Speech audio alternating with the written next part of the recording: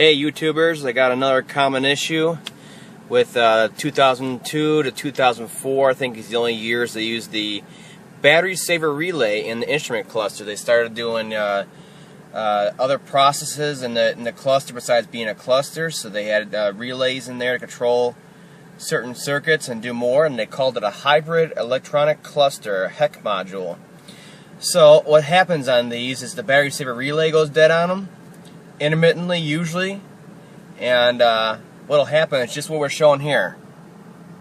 You start it just fine, everything's fine, and nothing is responsive in this cluster.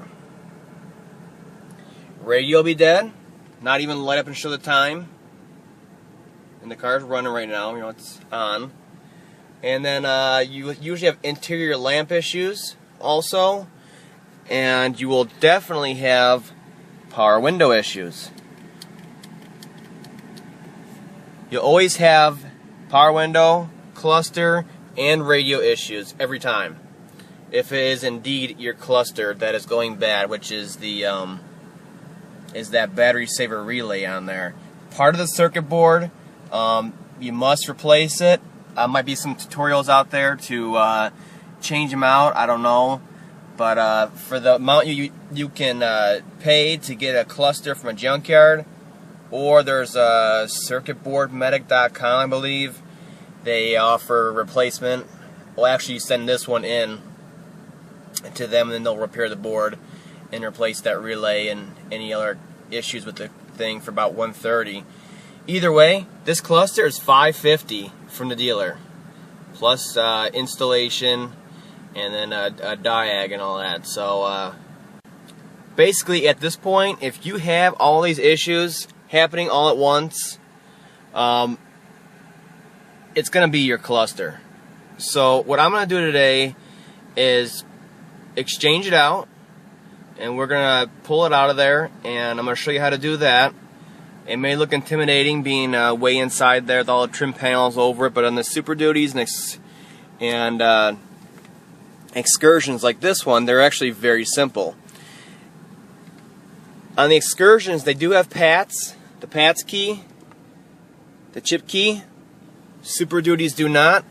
Either way, these have a separate PATs module, and because of that, you can change this cluster out yourself and then drive it into the dealer, no problems with your keys, and they can do the final programming, which is the as-built data, which is basically programming your rear end ratio. You got a gas or diesel engine, kind of trans you got, and all the vehicle specific options, and it'll program that into there so your speedometer reads right and everything else, and it talks to the PCM and every other module on the network properly. So we're going to go ahead and change that out today, and hopefully this video gets clearer, and I'm going to show you how to do that and save yourself a little bit of money.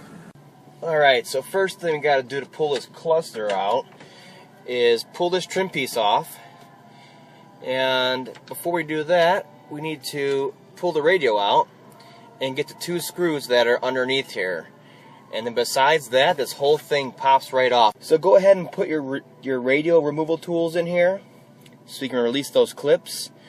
Make sure they're pushed in all the way, then push out and pull. And it should release that easy like that, and then you can take these out. And you don't need them anymore. Slide it straight out, like so. And you got a antenna wire, and at least one electrical connector. There could be multiples, obviously, but this one's a basic Excursion fleet truck. So there's one. So there's two screws where you just took that radio out. One there, one there. There's 7mm. Get those out of there. Once those screws are out, we just need to pry up on the actual finish panel here. I use a cat claw. It's rigid, it's wide, and it can get in there. You can use a flat blade screwdriver, just be careful. And there's certain points on here.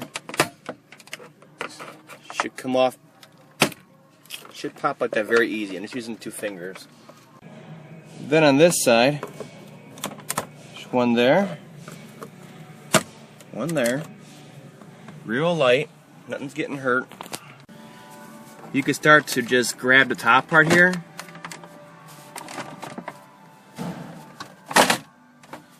You can see it just comes right off. If you got a tilt column, go ahead and lower it all the way down like that. Put your key in. Pull your gear shift lever all the way down like that. And we get some access to pull that puppy out. Now we need to pull all these electrical connectors off so we can just pull this trim panel out of the way. There's a bunch of them right there for the 4x4 and all that.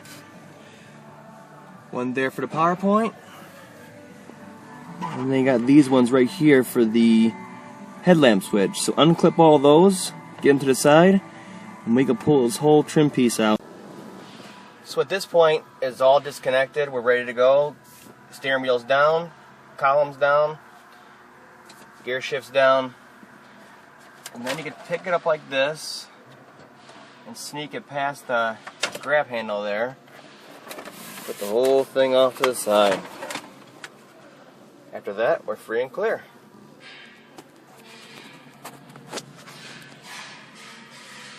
In order to pull the cluster, we got 4 7mm bolts, one at each corner. And then there's some over here. And one down there. Alright. I got a fancy little impact driver. I hope you have the same. Makes short work of it. Don't want to lose the bolts. Back in no man's land behind the cluster.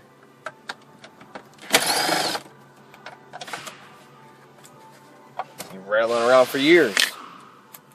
Now before you go ahead and pull that cluster out and ruin this cable, a little focusing going on here. On the bottom here, there's a little plastic tang, black plastic, one on each side. Get that side already. Just loosen them, and then your gear shift indicator will come out, so you don't ruin that. After that, you have plenty of access. There's 1, 2, 3 electrical connectors in the back. These come out very easy.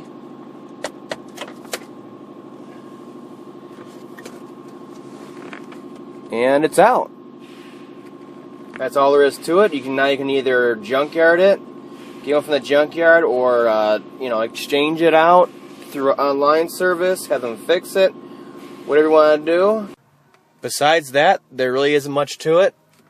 I know it seems simple, looks bad, but it's simple. But I just want to share this information.